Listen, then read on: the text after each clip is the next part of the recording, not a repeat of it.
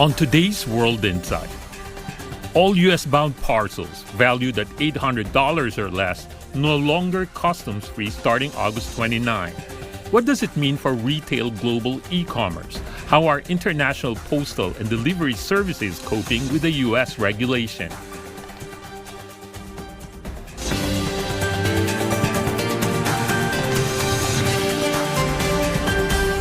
Hello and welcome to World Insight with me, Tian Wei. Postal services across the world are suspending parcel deliveries to the United States. That includes some parcel delivery operations across Europe, Australia, Russia, India, and beyond.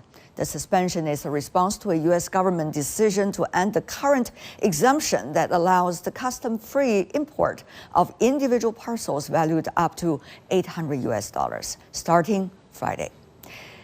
For its part, major international carrier DHL has suspended U.S.-bound parcel shipment. So how big is the fallout of this decision on the U.S. market? What are the direct repercussions and what to come? For deeper insights, let's loop in our panelists. For more, joining us in Portland, Yan Liang, Creamer Chair Professor of Economics from the Willamette University. In Tokyo, Lim Tan-Wai, Professor of International Trade from Soka University.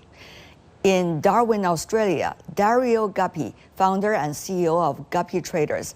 Ladies and gentlemen, welcome to the program. Now, Ms. Liang, your direct assessment of the impact of this policy, scrap off the earlier duty-free towards parcels, 800 and more.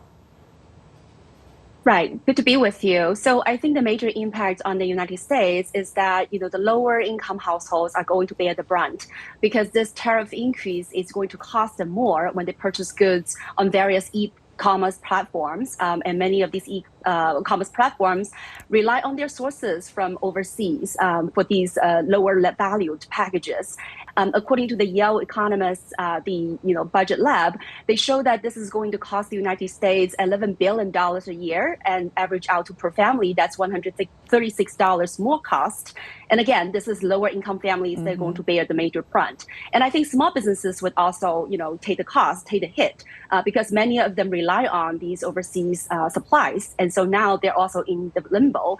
They need to find alternative supplies or they have to end the businesses altogether. So I think it's not a favorable outcome ahead, I think, for the U.S. consumers and also small businesses. What about for exporters? Now, Mr. Guppi, you're based in Australia, and also Mr. Lim, you're based in Japan. Tell us more. Well, the important thing is that this is a direct attack on small-scale exporters out of China in particular, and that's who it's directed towards. The collateral damage, of course, goes to both Europe, Australia, and elsewhere, where there are many small businesses that rely on being able to supply these small value goods to their consumers. But the interesting side effect, it has already triggered, in Australia, for instance, a reduction in what's called nuisance taxes and nuisance tariffs. But remember, the first objective of this policy is to attack China's prosperity and success, particularly around Temu and those types of organizations. Now, we understand Temu and some of the others are not necessarily right now based in China anymore, but interestingly for Asia, what about for you, Professor Lim? What do you think might be the impact for those exporters? Well, for the exporters, particularly in East Asia, the small and medium-sized enterprises are the most affected because they depend on this de minimis rule for shipping goods and products, even collectors' items to the US. So East Asia is trying to find alternatives to this to cope with these changes. For example, in Southeast Asia, they are relying more on intra-regional consumption and trade, particularly within the rubrics of AEC, ASEAN Economic Community. However, it must also be said that many of these countries, as well as their companies, are on a wait-and-see basis to see if the rules can be cleared up before they resume the postal packages. Right. According to the latest number, the postal operators of 25 member countries of UPU, which is Universal Postal Union, have already advised the UPU that they have suspended their outbound postal services to the United States. As you said, Mr. Lin, people are having an attitude of wait and see, but the impact, at least immediate, is already there. Having said that, though, we are seeing, Ms. Liang, the upcoming Christmas season. Usually it is the time most of the American consumers are buying products that are being exported to the United States or through parcels, such as those under $800. So how much impact do you think the consumer will really see, and how much pinch the consumers will have to feel before those feelings will be, in a way, passed to the policies and the decision makers?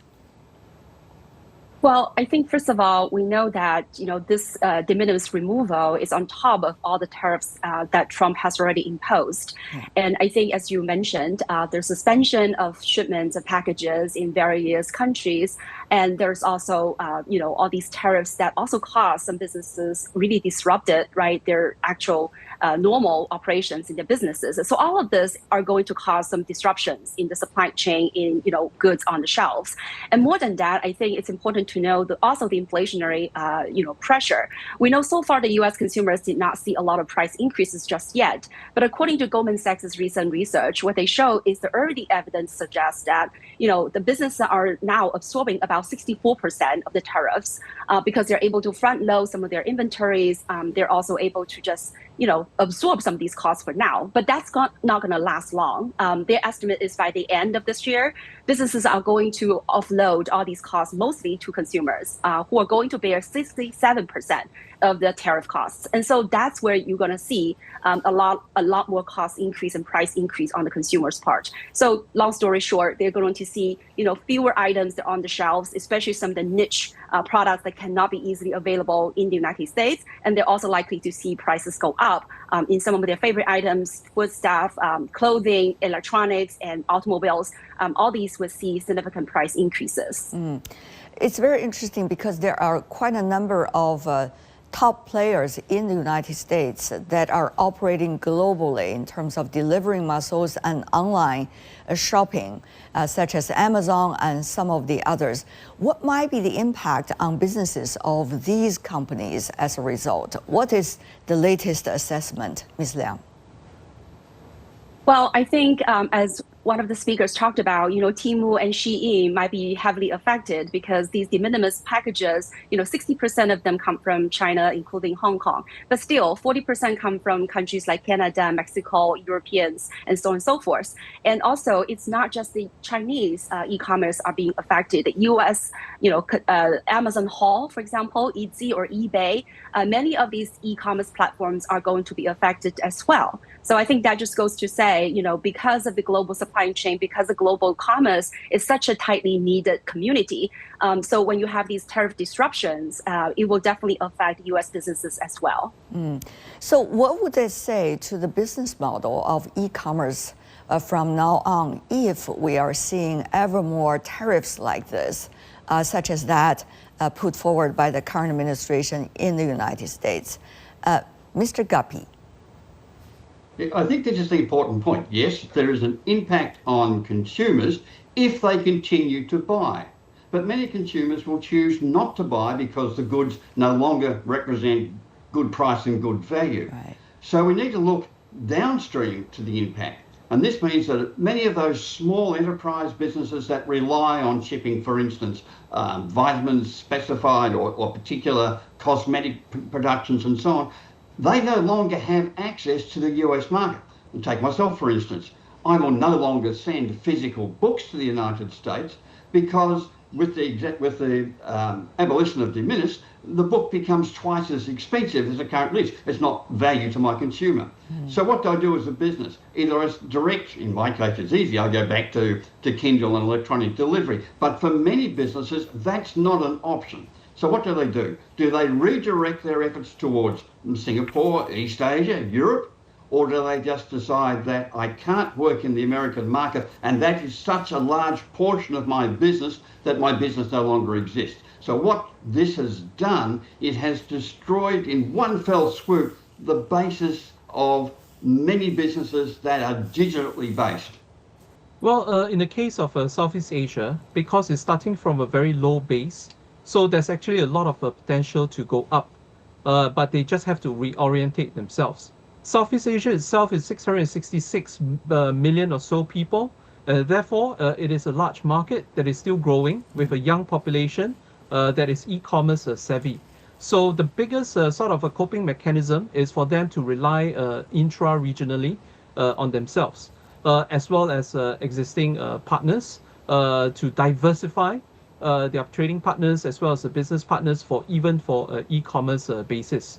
And given that Southeast Asia is trying to make it a one-stop sort of intra-regional shopping destination, you have the rise of regional players like Sea and others based within Southeast Asia. So it is expected that this will probably grow further within the region. It's very interesting, Professor Liang, to see this change because, as you all argued, have an impact on the business model of e-commerce.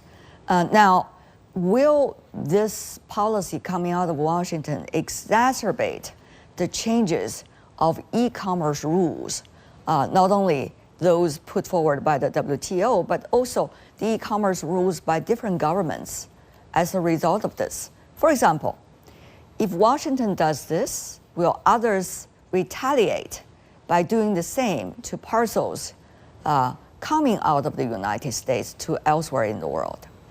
I don't think retaliation is necessarily the best or the most sensible, countermeasure, because we know tariffs are essentially paid by consumers of the country. So it is a lose-lose situation, is what I would say. But I think, e-commerce has been evolving and is very fast evolving with technological changes and also with their very agile, business models. So I think for China, first of all, we still don't know what exactly the tariff rate is going to be. We're on this another 90 days of pause. It's not until November the 10th or even later that we will know exactly how much tariff is going to apply. So I think the e-commerce will weigh on, whether or not they go with the de minimis kind of ways, or they're going to just do the usual, right, just from the normal export channels.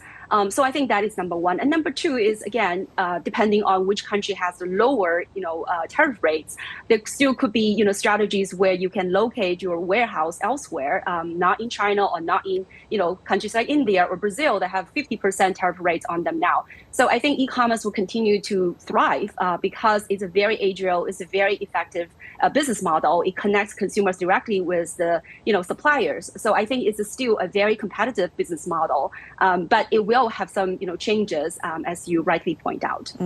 Mr. Gapi, how much do you think these even temporary and, if we could say, tactical approach by Washington toward other trading partners, including the latest policy on the small parcels under $800, exacerbate the change of U.S. trading partners in finding out ways in which they can deal with uncertainty and eventually become the mainstream policy? I think that's the major impact of this. It's the de minimis abolition is not directed at internet or e-commerce per se. It's just another approach of Trump to try and raise revenue for a bankrupt United States. So the larger impact is it continues to isolate the US from the world economy. It forces countries to look at alternative supply and consumer engagements, alternative markets in a way that would not have happened if this hadn't taken place. So America is doing itself a great deal of damage. We're quite actively looking for alternative markets, and the dependency upon the US market is reducing. As we pointed out with Yan Liang, the internet and e-commerce models are very agile. But the de minimis impacts particularly on the very lowest end of the e-commerce model. The first startups, the small businesses that are starting producing cypress oil, for instance. So they're very small startups that have a chance to grow. This de minimis decision from the United States cuts them out of that market and inhibits their growth. I think that's the key thing that's coming out of this situation.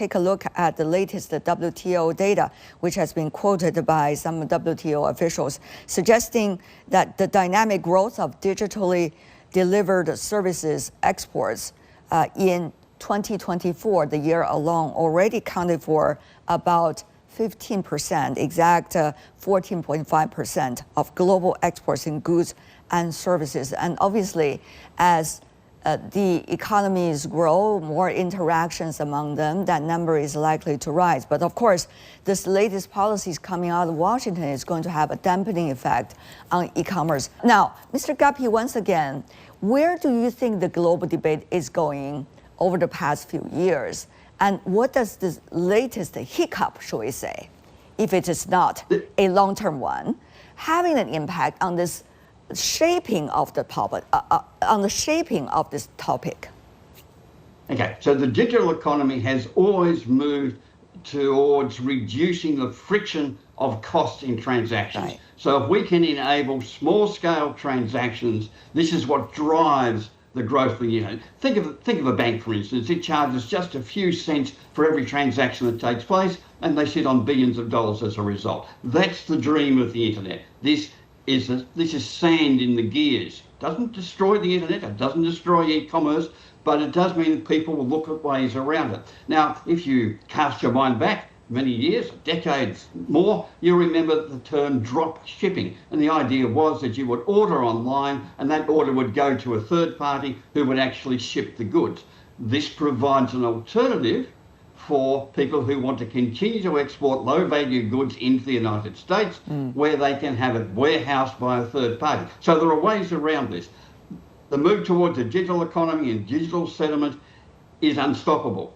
This is a temporary pause, but more importantly, if we put the mechanics to one side, is its geopolitical impact and what it's designed to do in terms of tackling US debt levels and making America great if isolated again. Ms. Liang, your thoughts on the latest debate over the past few years by the WTO and many of the important trading countries in terms of global policy, and how is this latest likely to influence or impact on that shaping of the topic? Right. So I think that's a great question. And again, I think, in terms of the way that the stimulus packages, they're being really welcomed by the U.S. consumers. And when you look at the numbers, in 2024, the 1.36 billion packages that arrived in the United States in that year, that translate to 4 million per year, and that's $65 billion. And that is 10 times than 10 years ago. So it is a very favorable way for consumers to shop. And again, I think not only the United States, as you mentioned, WTO number, we're seeing digital trade is really thriving. And it seems to me that the United States, by way of, removing this stimulus and also other measures, it will have an impact on the digital trade globally, not just the United States. And it's not only just goods, but also services. Trump is, considering sanction EU or impose more tariffs because of Digital Services Act. So I think you're right. Trump has been taking this unilateral approach, disregard this international framework, how to govern digital trade and how to promote digital trade. So I think, in a way, yes, Trump wanted to promote the domestic e-commerce and digital trade, perhaps. But I think from a bigger picture is the United States is going to close itself out from that global digital trade ecosystem. And therefore, I think, it's also will remove itself from the importance of crafting policies and measures to really promote and also govern global digital trade. We have seen, as we speak, the latest news that the Chinese, one of China's chief negotiators in terms of U.S.-China tariff and trade negotiations is heading for the United States for the latest rounds of discussion. So as a result of that, how do you see digital trade is in terms of China's overall trade picture? How much do you see the Chinese negotiators and those behind, mainly the industries, China's businesses, are likely to focus on this issue? Right. So I think there are many issues on the table. I think from the United States side, they would want China to purchase more U.S. goods, including, maybe 500 orders of Boeing plates or, farmers, U.S. farm goods. They wanted to sell more to China, and the U.S. may want other things from China as well. Now, from China's perspective, there are also larger issues, like, for example, tariff restrictions and other potential topics that China wants to talk to the United States about. But I think this digital trade, it is an important one. I don't know to what degree this will be making into part of the negotiation as a independent, right, or isolated issue to be negotiated over. But I do think it is important because it's not just the transactions, item by item or line by line, but I think it's really a general principle of how to facilitate trade, mutually beneficial trade between the two nations and also in a multilateral platform, especially the way how these trade policies need to be crafted and negotiated among many multilateral partners instead of at the bilateral level. But I don't think this can be really accomplished through this kind of bilateral trade negotiations. And I agree with my colleague that China has been promoting, digital trade, e-commerce with various trading partners through RCEP, with Latin American countries, with African countries, with BRI countries. So again, if the United States does not decide to really enter part of that negotiations, I think the U.S. is simply cutting itself out of that very dynamic ecosystem, whereas China and other countries will forge ahead in that digital trade space. Right. Mr. Lim, we have seen ASEAN's interaction with China. A lot of that in terms of trade has to do with e-commerce. How do you see policymakers in ASEAN economies are articulating further develop those ties, not only with China, but also in terms of policy among themselves? Well, in the case of ASEAN, as well as other regions within the global south, with young populations that are tech savvy, e-commerce is likely to forge ahead, and it's likely to grow even exponentially as people engage more with buying online. For ASEAN companies, including small and medium-sized companies, they do have two options. One would be diversify to partners. They're still growing. They're still open to free trade, particularly within RCEP and CPTPP framework, and hopefully in the future FTAAP. The other option, if you look at it from Washington's point of view, is that they have three priorities for removing the de minimis principle. The first is to cut the trade deficit. So this is one option for ASEAN companies or East Asian companies to actually locate to the US to avoid any sort of tariffs, whether it is the removal of de minimis principle tariffs or secondary tariffs. By moving there to produce for American consumers, they can still tap into e-commerce intra US to ship their goods. Second solution is to go up the value chain.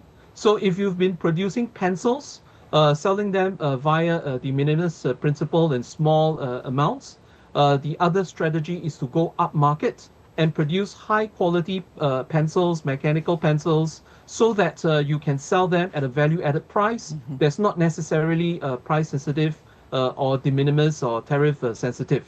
And thirdly, the third principle that the US has for the all these tariffs and de minimis principle is the shipping of drugs via packages, small packages. So if the countries are concerned, particularly in the peripheral of the US, they are able to upgrade and improve their drug enforcement measures, then it may be possible that the situation will turn for the better, and there could be modifications once again to the Trump administration's measures. Now, we are seeing some very interesting global picture when it comes to trade. Countries that are, for example, doing businesses with China, which has been a target of certain US policies when it comes to tariff for long, are also taking actions toward Chinese exports in order to reduce pressure coming out of Washington, such as Mexico and some of the others. How gestural, Ms. Liang, those actions are, and how do you see that is taking place? In what format it is taking place, on what scale it is taking place, and is it going to be an important impact of the tariff out of Washington, in this case on e-commerce? Right. So I think the specific example would be Vietnam, right? That they're having 19% of general tariffs, but for the so-called transshipment, that's a 40% of tariff. And so the concern is, again, like what you just discussed, that China may ship their products to these third country and then reship to the United States. But I think a lot of research has found that this kinds of transshipment is really very much overstated. In fact, there are many supply chains that are quite well embedded in these various countries from China. In other words, the Chinese suppliers are actually going to these third countries and build their supply chain, build their factories and workshops there, and then with processing, with value added locally, and ship to a third country or to a different country. So I think it is overblown to say that China simply transship their products to a third country. And I think for a country like Vietnam, it's a very difficult proposition for them to say, well, we're not going to import from China. China accounts for 30% of Vietnam's imports, and Vietnam's exports very much rely on China's capital goods and also intermediate goods to be able to process and finish the goods and ship it out from Vietnam. So I think maybe they will make some gestures, as you suggested, but I think deep down, this is very integrated global supply chain is not going to be easily changed. And I also want to go back to my colleague's earlier point. I think, again, the U.S.'s excuse, of course, is this is going to generate tariffs. But again, tariffs, in this case, is paid by the lower income families. And the U.S. deficit, it's not caused by, either U.S.'s generous trade policies or other countries' malpractices. There are many structural factors that account for that, and it's not a bad thing for the United States. The PIIE has just recently released the research that shows the U.S. GDP would have been $2.6 trillion lower in 2022 without the liberalized trade. So I don't think that is really a good excuse to say we need to cut off, these trade ties. And last but not the least, in terms of drug situation, there are over 100 countries in the world that have this kinds of de minimis rules, and we don't see, drug flooded in those markets. And I think the U.S. could increase inspection, but that's not an excuse for imposing high tariffs on these small value packages. This has been a very fascinating conversation. A lot of things are taking place, some for tactics, others for strategies, but certainly any of these gestures will likely to have an impact on how trade will be shaped in the near future and even for the longer term. For now, I want to thank the three of you for joining us, Yan Liang, Lim Tan-Wai, and Dario Guppy. Thank you so much for joining us. And that is all the time we have for today. If you'd like to know more, search World Insight or check out our YouTube channel. Follow us on X and Facebook. I'm Tian Wei. On behalf of the team, thanks for being with us. Bye for now.